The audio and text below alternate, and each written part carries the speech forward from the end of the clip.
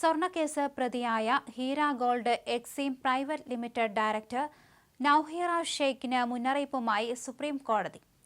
നിക്ഷേപകരിൽ നിന്ന് തട്ടിയ 25 കോടി രൂപ 3 മാസത്തിനകം തന്നെ തിരികെ നൽകണമെന്നാണ് സുപ്രീം കോടതി പറഞ്ഞിരിക്കുന്നത്.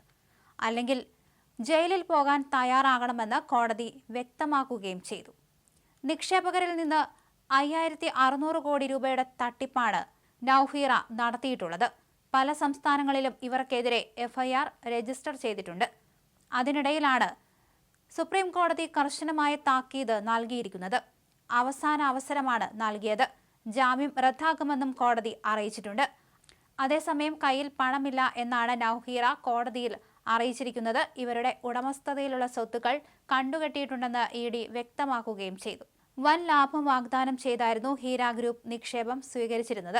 36% വരെ ലാഭമായിരുന്നു ഇവർ വാഗ്ദാനം ചെയ്തിരുന്നത്.